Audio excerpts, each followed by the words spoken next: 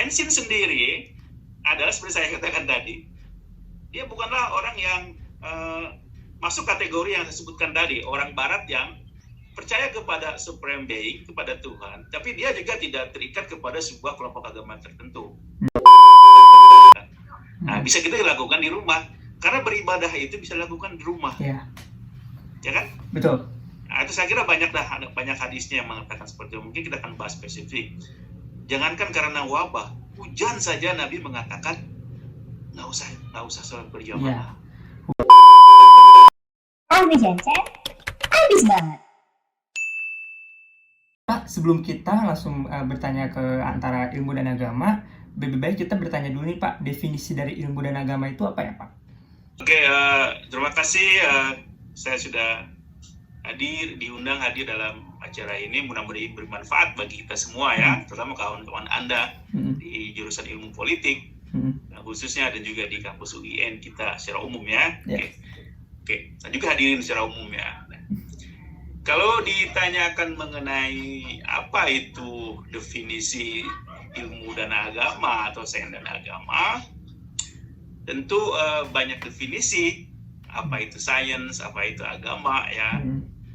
Misalnya dalam agama sendiri itu sosiolog misalnya banyak mendefinisikan agama ya, gitu kan. Nah, tapi secara singkat begini saya katakan, agama itu adalah sekumpulan kepercayaan ya, atau sekumpulan atau serangkaian kepercayaan yang kepercayaan yang mengatur kehidupan manusia ya, yang mempengaruhi tindakan dan pikiran, tindakan dan perilaku penganutnya. Oke. Itu saya kira secara umum ya. Jadi serangkaian kepercayaan terhadap sesuatu yang dianggap sebagai supreme being, yang di luar kekuatan supernatural, yang di luar kekuatan manusia disebut supernatural being, yang mempengaruhi pikiran dia, perbuatan dan sebagainya, dan tata laksananya nanti akan melahirkan budaya-budaya di mana penganut-penganutnya itu berada. Saya kira itu supaya tidak bingung ya.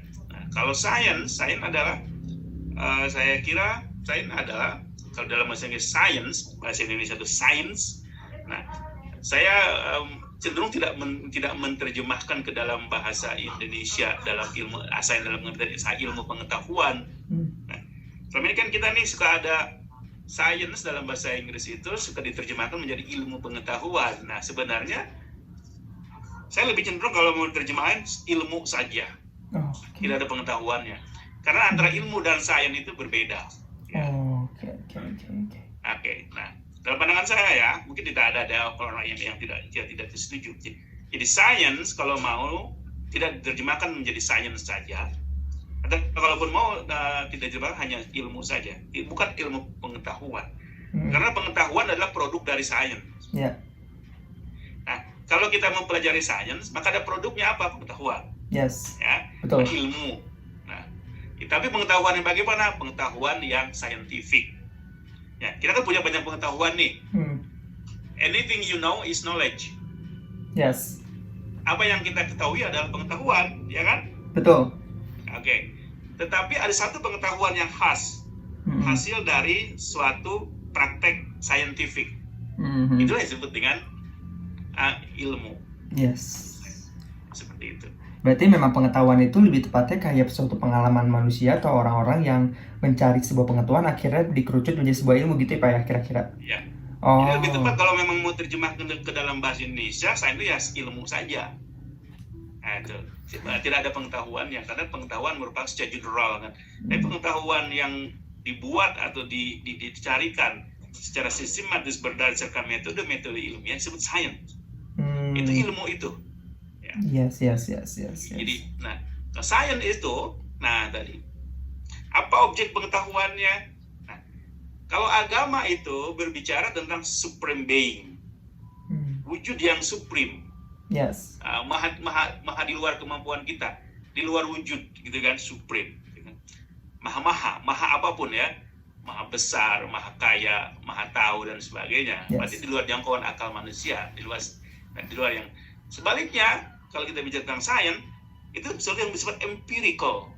Ada yang empirik, di dunia ini. Mhm. Ya, sains itu mempelajari objek yang empirik menggunakan metode ilmiah.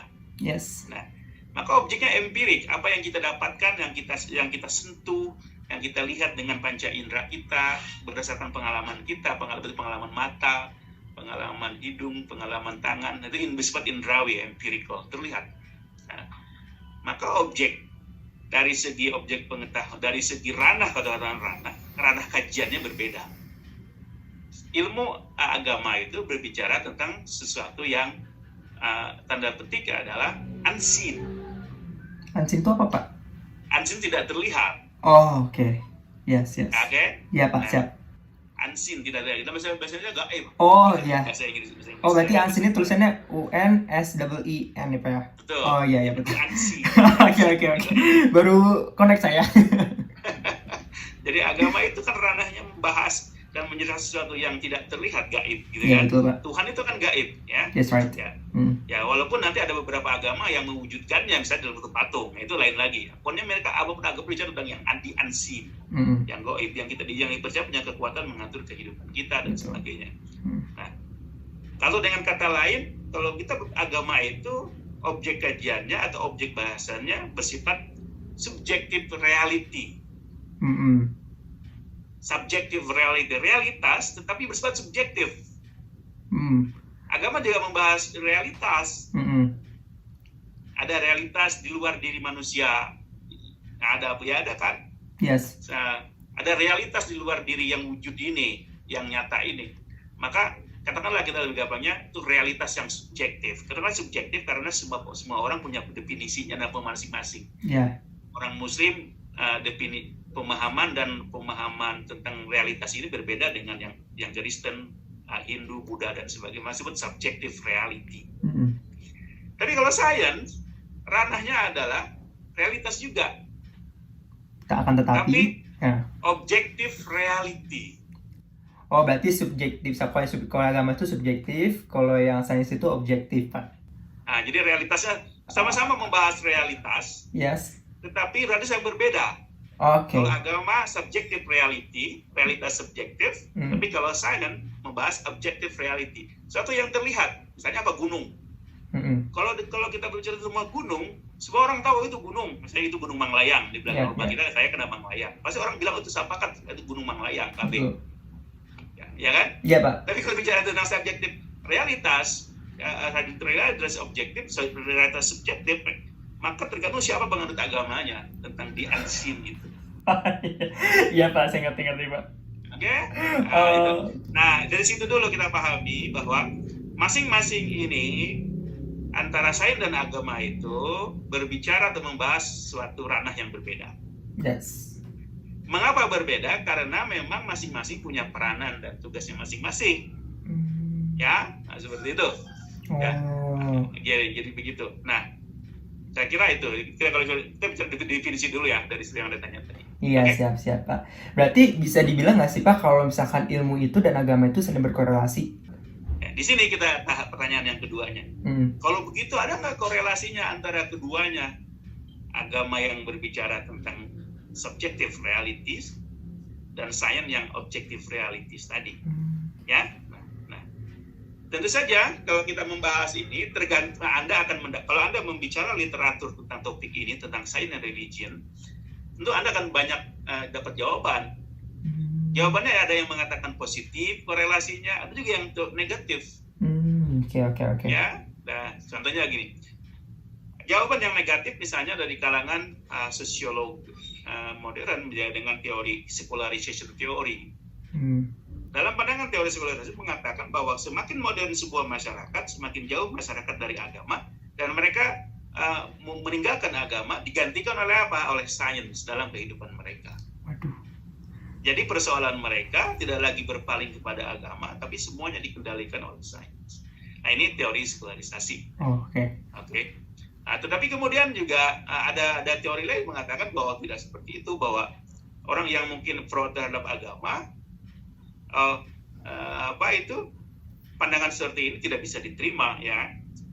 Misalnya di kalangan ilmu sosial juga sekarang banyak membuktikan bahwa profesi atau ramalan bahwa semakin hilangnya agama di masyarakat modern, ketika terjadi modernisasi, masyarakat semakin modern lalu agama menjadi semakin ditinggalkan, dan semakin tidak korelasi, semakin tidak relevan dengan kehidupan masyarakat modern, ternyata juga dibantah oleh ilmuwan lainnya yang menyatakan justru sebaliknya.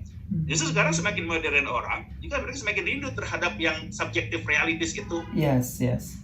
Ya kan? Ya betul Pak. Masyarakat modern itu kan begini, semakin modern masyarakat modern yang sangat empirical, yang sangat bersifat objektif, berdasarkan sains. Tapi modernisasi itu sendiri berakibat kegersangan dalam orang-orang modern. Ya kan? Iya sih Pak. Mungkin mereka secara ekonomi adalah matang. Banyak orang modern seperti sekarang di Indonesia, misalnya di kota, apalagi negara-negara maju, banyak orang yang semakin memperoleh kekayaan, kemajuan, progres secara ekonomi, pekerjaannya bagus, gajinya besar dan sebagainya. Tapi mereka, ini juga terjadi di negara maju ya, sudah lama terjadi. Mereka mengalami kehampaan diri dalam diri mereka. Pertama adalah hal persoalan the purpose of life. Apa sih makna hidup ini? Gitu. Ya dikejar uangnya Pak ya. Iya. Nah ini salah satu dampak dari modernisasi adalah menimbulkan krisis identitas spiritual di orang-orang modern. Mereka mungkin mampu kaya, hartanya banyak, tapi hampa secara spiritual. Sehingga bertanya, apa sih hidup saya ini? What's the meaning of life? What's the meaning of my life? Gitu kan? Jadi kita bertanya seperti itu. Nah, kehampaan seperti inilah yang mendorong mereka kembali kepada kembali kepada yang supreme being tadi, ya. Nah, mereka lari kepada sesuatu yang kekuatan supernatural, lari kepada spiritualism secara umum. Nah, maka muncul sebenarnya di negara-negara Barat seperti di Eropa, di Australia, di Amerika juga, mungkin, ya, mereka modern, tetapi juga orang yang tetap percaya kepada Tuhan tetap tinggi, ya. Tapi yang unik adalah kepercayaan mereka terhadap Tuhan itu diwujudkan bukan dalam bentuk yang bersifat formal. Formal itu maksudnya datang ke gereja dan sebagainya, tidak. Ya. Tapi mereka tetap percaya kepada Tuhan, mungkin bersifat pribadi mereka percaya kepada Tuhan, ya. Tapi mereka tidak mau pergi kepada gereja yang ada di rumah mereka, sekitar mereka. Karena mungkin mereka sudah mengalami semacam distrust terhadap gereja-gereja yang sudah ada. Ya. Nah, mungkin gerejanya kosong, banyak negara Eropa. Kalau Anda misalnya dulu pengalaman saya tinggal kalau kita di Belanda misalnya dulu, Masjid Indonesia itu namanya Al-Hikmah di Den Haag itu adalah dia berbangun dari gereja Indonesia. Kenapa? Dijual oleh Indonesia karena tidak ada lagi yang datang.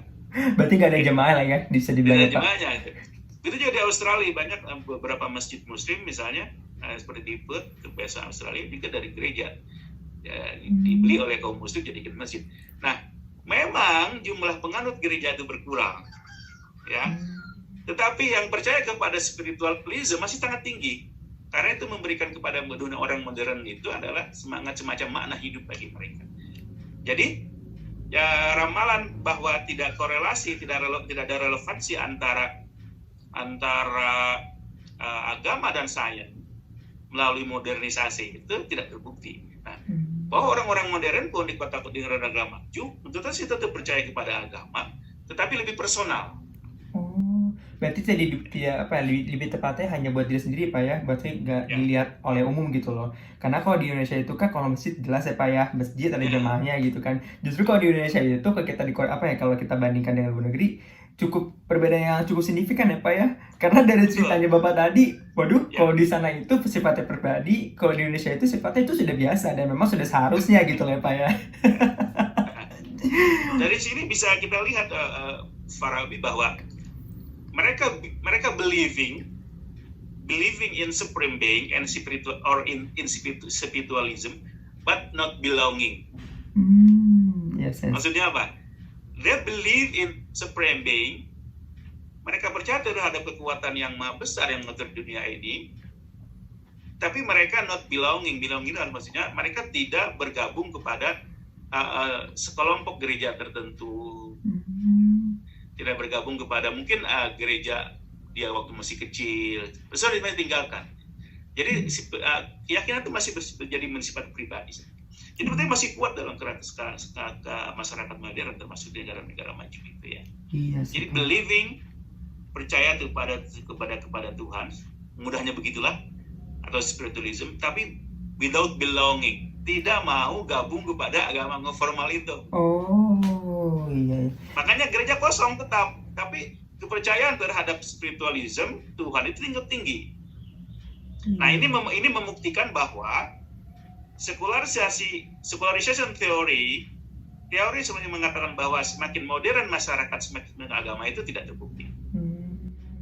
Mungkin lebih tepatnya tidak terlihat kali Pak ya, makanya ada sebuah teori itu gitu loh. Coba kalau misalkan tadi memang masyarakat yang di luar negeri itu mereka belong in atau nggak mereka gabung ke sebuah kelompok, akan terlihat gitu loh Pak, seperti di Indonesia contohnya gitu loh Pak. Memang dilihat orang ibadah tuh dilihat, bahkan kalau ada hari raya Idul Fitri atau apapun tuh semua dilihat gitu loh. Tapi kok di lain mungkin jarang ada perayaan-perayaan agama seperti itu ya Pak ya. Oh. Itu konteks negara maju. Sekarang konteks negara kita Indonesia yang sedang kita masih di developing country ya. Coba kita sekarang sudah lama mungkin sekitar 10 tahun terakhir ini atau 20 tahun terakhir ini, 10 tahun terakhir deh kurang lebih, muncul fenomena unik di Indonesia yaitu di perkotaan, yaitu munculnya urban sufism. What is that? Urban sufism. Persufisme perkotaan. Oh iya, siapa? Yaitu muncul pengajian-pengajian di kalangan orang-orang kaya urban. Ya, mereka banyak tertarik kepada pengajian-pengajian, baik itu yang pengajian sufisme khususnya, tasawuf, kajian tasawuf. Itu yang pertama. Maka muncullah misalnya dulu ada Tazkiyah Sejati yang dikelola oleh Jalaluddin Rahmat dan kawan-kawannya, dan juga para Madinah dan sebagainya. Di Bandung juga mungkin ada. Nah ini di tengah masyarakat kota Indonesia justru kan kota itu simbol dari modernitas kan kota itu. Tapi justru semangat keagamaan mereka semakin tinggi. Diwujudkan misalnya dengan munculnya pengajian tasawuf. Dan mereka banyak pengikutnya, banyak yang ikut, dan mereka bayar mahal rela untuk ikut pengajian seperti itu. Di secara umum juga justru pengajian itu banyak tumbuh di perkotaan bukan di pedesaan yang marak itu sekarang itu. Mungkin sebelum pandemi COVID-19, di perkotaan banyak pengajian, kan lebih ramai daripada di desa kan sebenarnya, dengan mengundang ustadz dan sebagainya. Nah itu juga merupakan simbol bahwa orang-orang kota itu dengan mengalami modernisasi, justru mereka tidak berarti mereka meninggalkan keyakinan mereka dalam agama. Justru kehidupan modern kota membuat mereka hampa dari kehidupan yang dulu mereka pernah rindu ketika misalnya di kampung, ketika di kampung. Orang kota itu kan banyak orang kampung misalnya kan, mereka mengalami urbanisasi, mereka rindu suasana kampung, itu kan suasana ketika sebelum maghrib orang kumpul dengerin sholawatan dan sebagainya, gitu kan. Lalu ketika ke kota mereka menjalani kehidupan yang masing-masing, kehilangan suasana itu. Lalu ketika mereka sudah mapan secara ekonomi, saatnya mereka merenung kembali apa yang hilang dalam dirinya. Ya kan? Ya, betul pasti juga. Nah, mereka dalam ini itu mereka temukan tadi dalam kemunculan pengajian-pengajian itu. Ya. Saya kira itu di Indonesia itu seperti itu. Jadi semakin ternyata dalam masyarakat modern pun agama tetap akan memiliki banyak peminatnya. Terlepas dari masyarakat sudah modernisasi atau tidak. Apalagi di negara kita, khususnya Indonesia yang sangat religius. Di negara yang non-religius pun secara umum seperti Eropa, itu juga agama masih hidup, tetap ada. Ya. Cuma memang sifatnya pribadi ya Pak ya, personal gitu ya. Betul. Itu yang membedakan. Iya sih Pak, memang kalau saya pikir, saya sempat berpikir gini Pak, kayak orang luar negeri itu banyak kan kayak, mohon maaf Pak ya, ateis gitu kan, atau tidak percaya Tuhan gitu kan Pak ya. Tapi ketika saya dengar Bapak tadi, saya juga berpikir ulang gitu loh Pak. Oh berarti ternyata tuh sebenarnya tuh banyak yang beragama, hanya saja ditutup gitu loh Pak. Bahkan saya pernah belajar bahasa Inggris nih Pak di salah satu lembaga. Dia bilang gini, ketika kamu ketemu sama orang luar negeri, jangan pernah bertanya tentang agama kayak gitu. What is your religion gitu loh. Kalau di Indonesia mungkin sifatnya biasa aja Pak ya, kita tanya agama, kamu agama apa, udah biasa aja gitu. Tapi bagi mereka itu adalah suatu hal yang sangat privasi gitu loh Pak. Jadi memang terkesan seperti tidak bertuhan mereka itu, padahal mereka bertuhan ya Pak ya. Jadi hubungan, nah sekarang dalam konteks modern itu agama itu personal antara dia dan Tuhannya. Oke, jadi sangat subtle relationship between human and God, antara seseorang dengan Tuhan, yaitu sangat personal sifatnya. Jadi karena betul subjektif dan personal seperti itu. Betul kalau Anda katakan tadi, suatu hal karena bersifat subjektif dan personal, maka sebaiknya tidak ditanyakan itu. Sama betul. Seperti Anda jangan bertanya berapa umur Anda, gitu kan? Iya betul Pak. Iya betul, setuju sekali. Iya benar. Atau berapa penghasilan Anda betul. dalam bulan Itu, kan? Iya benar. Itu udah tingkat sangat privasi ya Pak ya. Iya Pak. Tapi saya mau nanya nih Pak, ada perkataan yang sangat menarik Pak dari Albert Einstein. Kalau agama tanpa ilmu itu sama dengan lumpuh. Kalau ilmu tanpa agama sama dengan ilmu tanpa agama sama dengan buta. Nah, itu maksudnya gimana sih Pak? Saya masih belum paham deh Pak. Kalau kita ingin memahami konteks ucapan atau ungkapan Einstein ini, kita harus baca dulu tuh itu esainya itu. Oh, oke. Ya maksudnya arahnya kemana ya Pak ya? Nah, jangan dipotong. Yes. Nah, memang ini mungkin kita harus punya waktu khusus membahas ini esainya itu. Ya, kan kita kan yang sering kita lakukan adalah kita memotong aja sesuatu ucapan, sesuatu video seseorang, kan tanpa kita dipotong sehingga kita bisa dimanipulasi untuk kepentingan semua orang kan, ya kan? Betul. Nah, saya kira ada bahayanya kalau kita misalnya hanya mengutip sesuatu atau memotong sesuatu, itu bisa terjadi manipulasi, ataupun walaupun tidak ada manipulasi, terjadi misunderstanding, misinformation dari kutipan yang dipotong-potong itu. Nah, mungkin kita nanti harus ada secara spesifik khusus membahas artikel itu dalam bahasa Inggris ya. Waduh. Ya sih Pak. Kalau saya maksudnya apa? Supaya kita tahu konteksnya dari ungkapan itu, ya. Betul. Ungkapan Einstein bahwa science without religion is lame. Yes. Religion without science is blind. Nah, yes. Tapi begini aja deh singkatnya supaya saya menjawab pertanyaan Anda ya. Ya, gimana Pak?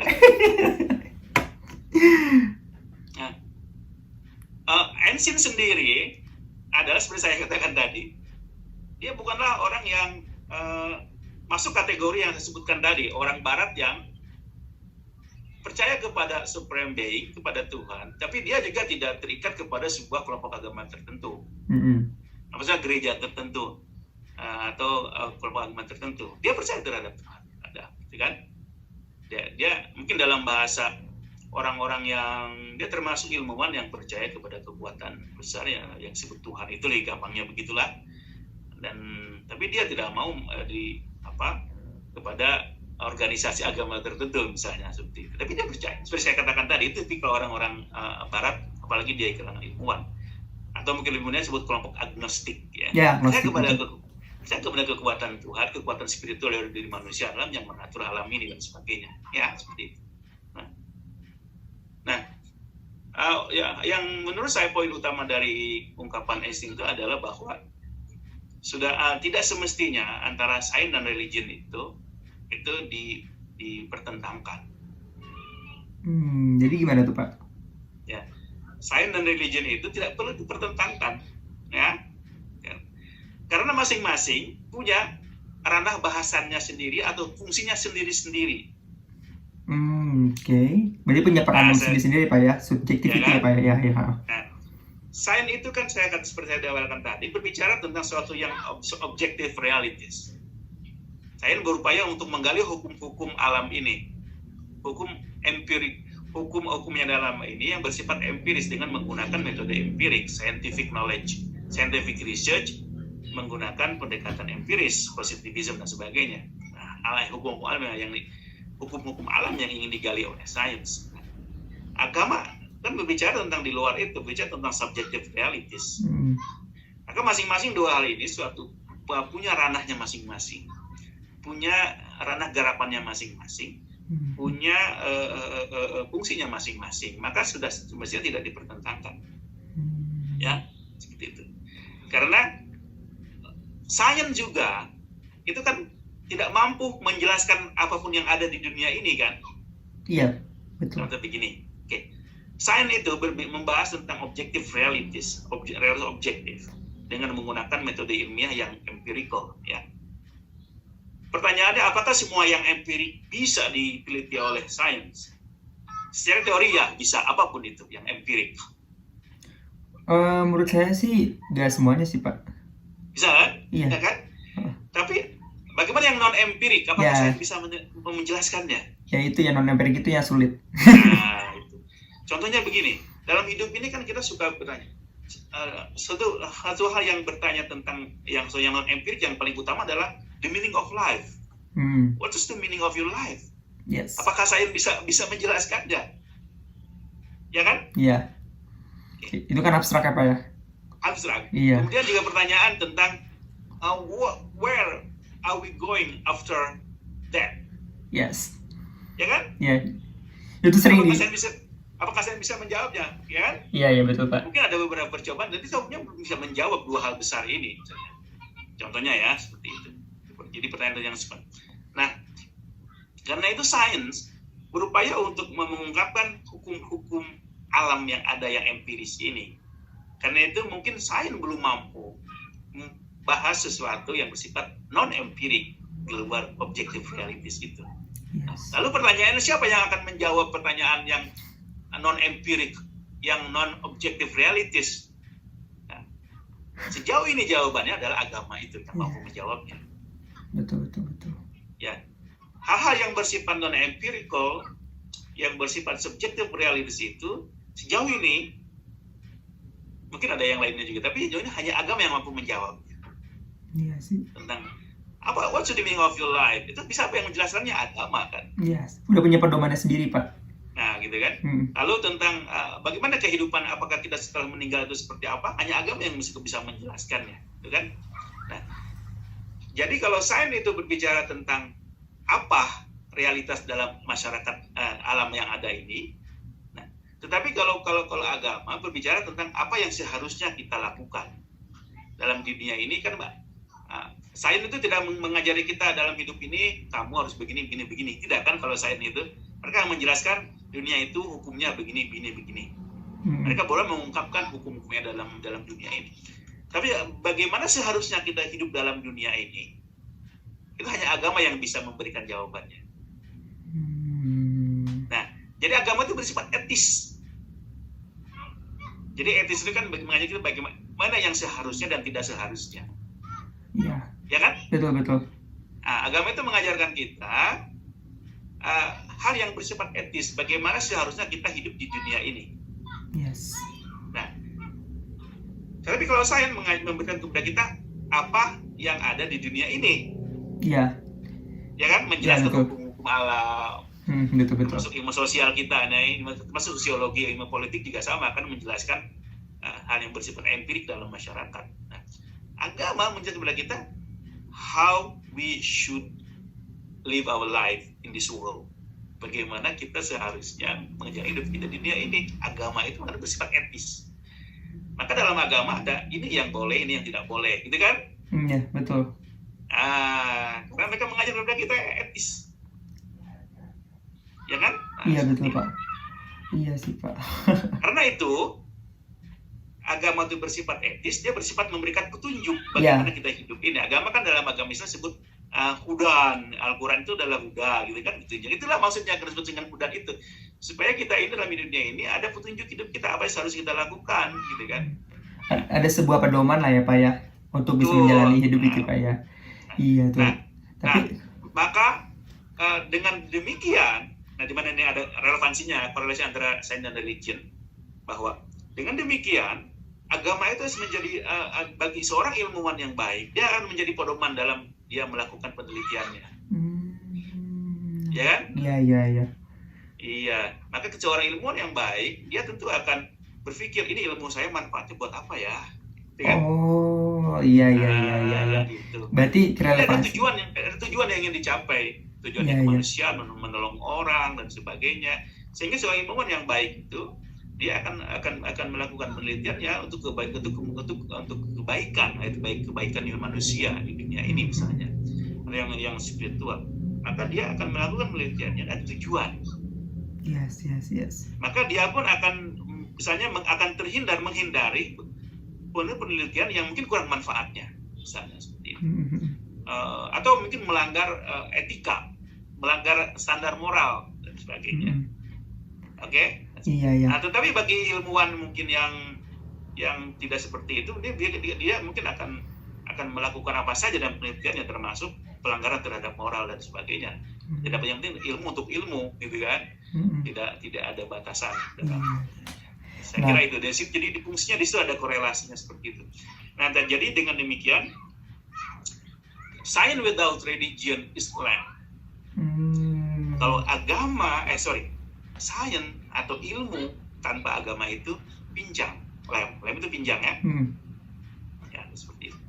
Jadi kalau Anda menjadi ilmuwan, ya, tapi Anda mungkin kurang pengetahuan Anda terhadap agama atau sama sekali tidak ada, mungkin ilmu Anda tidak bisa banyak manfaatnya. Karena lem, ketika Anda pincang, apa yang Anda lakukan, Anda hanya diam saja kan, tidak bisa berjalan dengan benar kan. Betul. Tidak berfungsi dengan baik lah, begitulah. Ya. Iya, benar-benar. Nah, kalau Anda pincang lem itu kan berarti Anda tidak bisa berjalan dengan baik, ya kan? Yes, agree. Mungkin sebagian Anda mungkin harus pakai tongkat. Nah, baru pakai tongkat pun masih tetap tidak bagus. Iya. Nah, sains yang tanpa agama itu pincang seperti itu. Artinya tidak bisa berfungsi dengan baik. Bermanfaat bagi banyak orang, tidak bisa menjaga fungsinya dengan baik. Oke? Iya. Nah, sekarang ini satu lagi nih. Religion without science is blind. Yes. Ya kan? Agama tanpa sains buta. Maksudnya kalau orang buta kan apa yang terjadi ketika Anda buta? Saya seseorang buta ya. Dia mungkin punya pikiran, punya ide, punya gagasan, tapi tidak bisa bergerak apa-apa karena tidak bisa melihat arahnya mau kemana. Iya. Tidak bergerak. Oke? Yes. Nah, karena itulah kalau agama tanpa sains, hanya percaya beriman saja pada supreme being, believing in the unseen, percaya kepada yang gaib, tapi tanpa disertai dari pengetahuan yang benar, ilmu yang baik, dia buta, tidak bisa kemana-mana. Iya, betul. Tidak bermanfaat juga artinya agama juga tidak bisa berfungsi dengan baik. Iya, benar. Karena tujuannya juga nggak ada juga kali Pak ya. Iya. Iya. Jadi dua-duanya, agama tanpa sains tanpa agama tidak bisa berfungsi dengan baik. Agama tanpa sains juga tidak bisa berfungsi dengan baik. Maksudnya antara sains dan agama itu berbeda ranahnya, tapi saling membutuhkan. Yes. Oke, misalnya Anda seorang yang religius, punya ajaran-ajaran yang bagus tentang agama, tapi sejauh mana agama Anda itu bermanfaat bagi manusia itu ditentukan oleh sejauh mana ilmu berkontribusi kepada agama itu. Nah, maksudnya sains bisa berkontribusi bagi semakin bermanfaat atau berfungsinya agama. Itu juga sama. Keberfungsian pengembangan sains bisa semakin maksimal kalau ada agama. Oh iya. Ya saya baru nemu titik benang merahnya di Pak gitu loh. Ketika kayak agama tanpa ada ilmu buta, ibaratnya kita religius nih gitu kan Pak. Cuman pas kita implementasi nggak bisa karena buta gitu loh Pak. Kayak mau ngapain kita hidup juga gitu loh. Tidak ada manfaat juga, tidak ada suatu hal yang bisa kita sebarkan kepada orang lain mungkin gitu loh Pak tepatnya. Jadi saya baru paham sekarang. Gitu kira-kira ya. Iya Pak. Nah, dengan demikian ya Farabi ya, antara ilmuwan dengan ahli agama itu harus gabung bersatu, tidak boleh saling menyalahkan. Oke. Benar-benar. Nah, maka agama harus menyadari tanda petik kelemahannya. Agama itu hanya berbicara tentang subjective realities itu. Tapi sementara kita hidupkan di dunia ini. Nah, untuk bisa hidup dengan baik di dunia ini, selain petunjuk dari agama, juga harus petunjuk dari sains, teknologinya, dan sebagainya, gitu kan? Supaya hidup ini berfungsi dengan baik. Betul, maka ilmuwan, agamawan, tokoh agama atau siapapun yang beragama harus menyadari kekurangan tanda petik agama dalam hal objective realities kehidupan dunia ini, yang hanya didapatkan melalui sains gitu. Nah, kalau kita baca sejarah misalnya gini, banyak yang menyatakan bahwa kalau kita baca sejarah Islam misalnya, ilmuwan Islam itu adalah mereka adalah seorang agama yang ulama, ya kan? Betul. Al-Farabi, nama Anda misalnya Al-Farabi, kan? Itu Iya, kan Bang. dia ulama, dia seorang filosof, dia seorang ahli musik, apalagi Politik, Pak. politik juga dan sebagainya. Begitu juga orang ilmuwan juga harus tidak boleh merasa sombong. Dia harus menyadari bahwa dalam kehidupan ini ada subjektif reality yang tidak bisa dijelaskan oleh ilmu mereka. Karena sains hanya membahas tentang objective realities. Maka mereka harus membuka diri dari panduan dari agama, apapun itu yang dianutnya ya. Karena dengan berpaling kepada agama, dia akan membuat ilmu yang dia yakini semakin berfungsi dengan baik. Nah, tapi ini dalam sejarahnya kita juga membaca pertentangan yang sangat sadis dan menyedihkan ya antara konflik between science and religion, terutama di kalangan agama Kristen misalnya, ya kan? Nah, ketika mulai dominasi agama yang sangat panjang, baru mulai abad pertengahan muncul Renaissance, gitu kan? Muncul pencerahan, muncul ilmuwan Galilei, Christopher Columbus, Galileo yang menyatakan, contohnya dalam konsep dunia ini, misalnya, yang kepercayaan kepercayaan keagamawan ketika itu bahwa alam semesta ini yang beredar adalah matahari yang mengitari bumi ini gitu kan.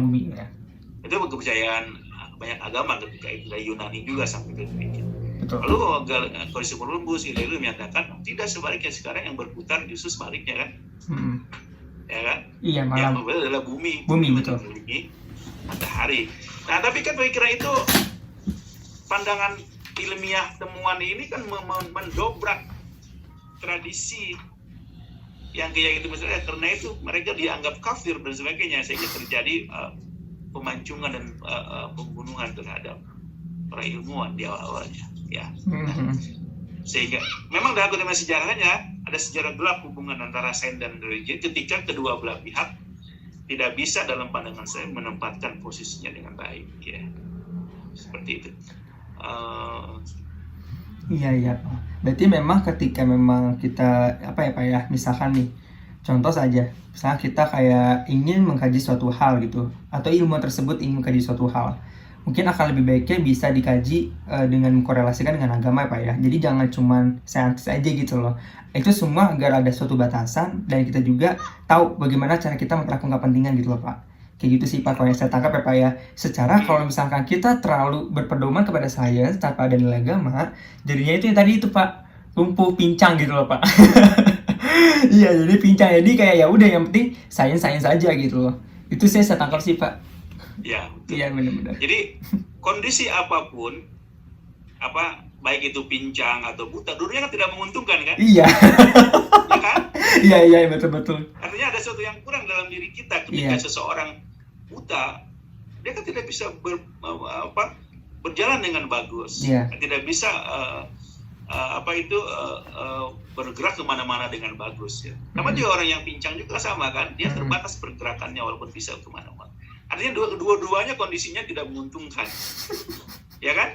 Iya. Jadi kalau sains tanpa agama juga tidak menguntungkan, agama tanpa sains juga tidak menguntungkan. Dua-duanya tidak bagus, tidak baik.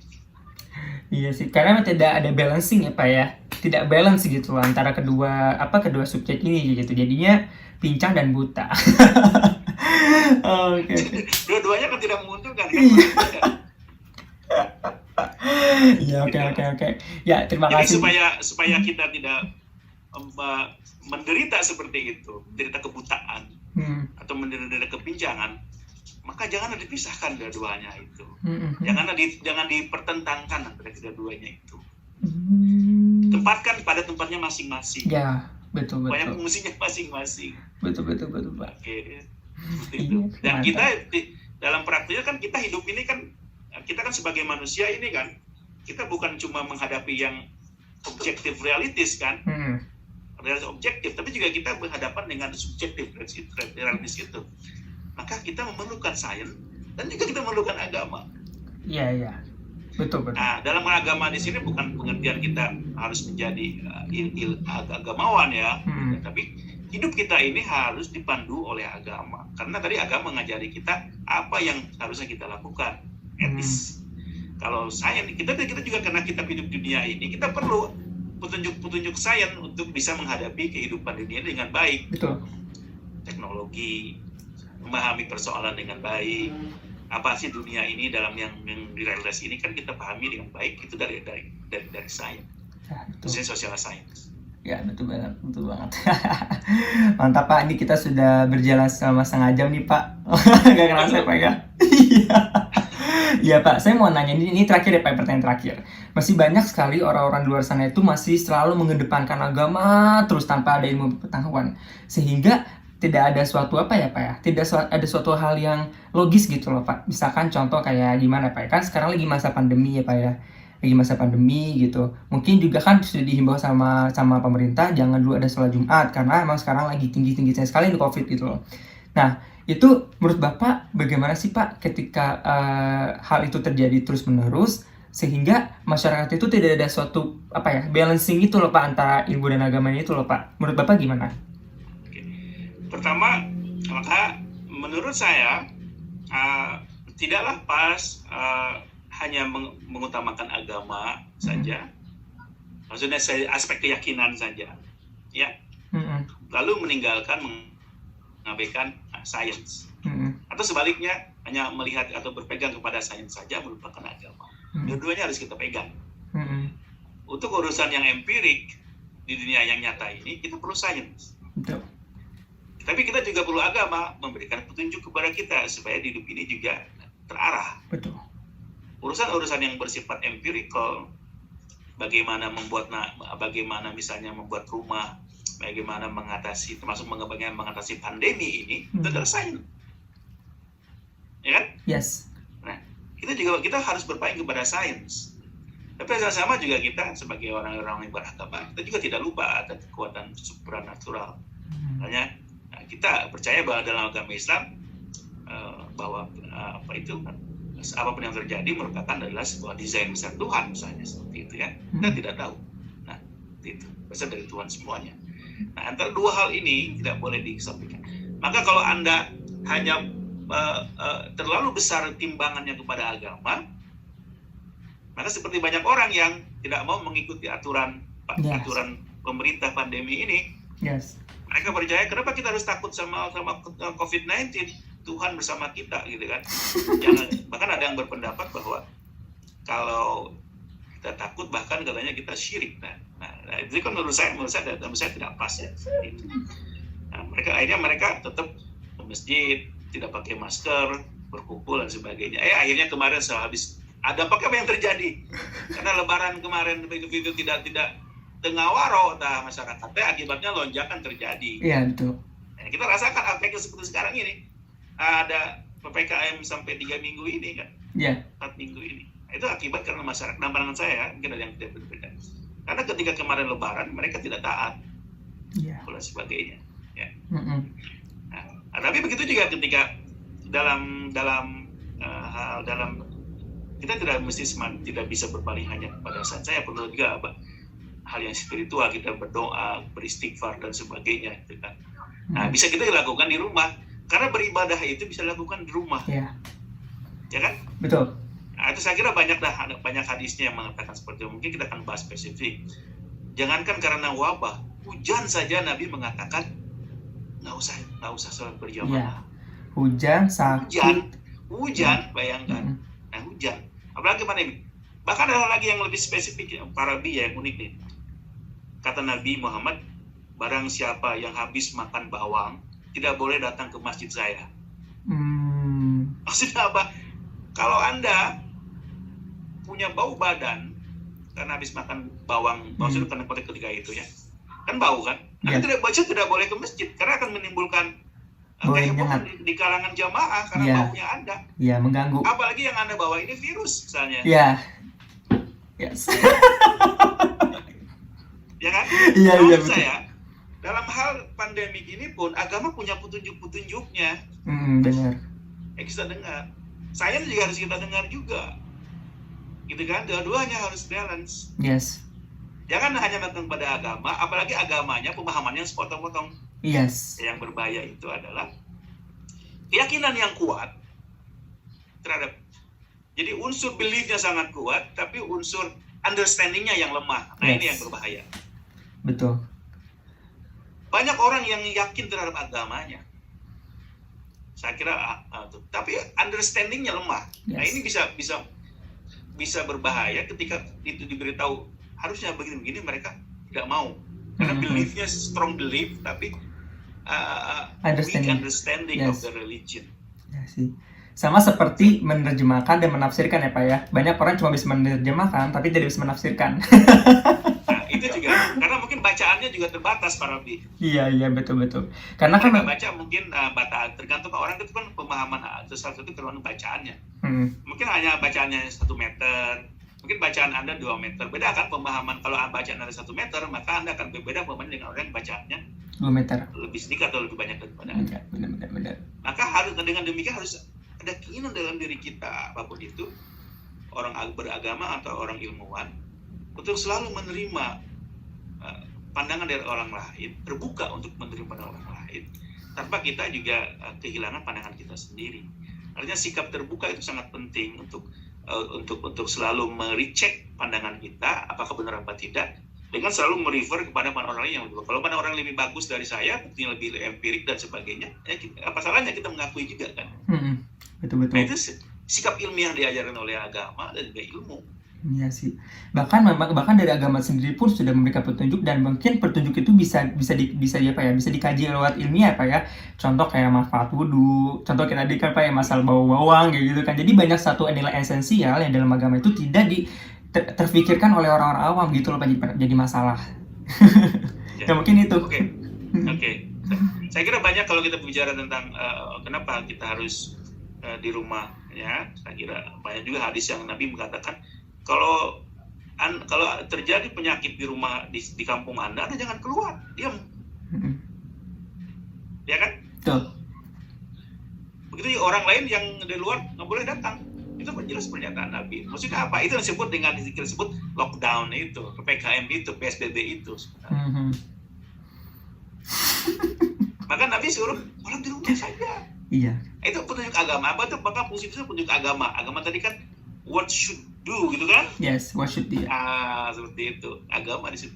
Lalu penjelasannya kenapa harus yang ketika terjadi wabah kita tidak boleh kemana-mana, orang luar tidak boleh masuk. Itu penjelasan ilmiahnya. Penyebaran akan mudah terjadi ketika kita pergi keluar, orang lain pergi ke dalam. Yes. Tujuannya untuk mengcontain, membatasi penyebaran. Yes. Nah, gitu. Mantap sekali Bapak. Saya kira banyak jelas. Saya kira dalam konteks pandemi COVID-19 ini tidak ada pertentangan. Justru saya kira kita akan melihat betapa luar biasanya agama Islam ini. Iya. Ya, gitu. Ya kan? Seperti itu. Ibaratnya tuh kayak dari agama tuh, ibaratnya agama tuh sudah ada tuh dari ribuan tahun yang lalu Pak ya.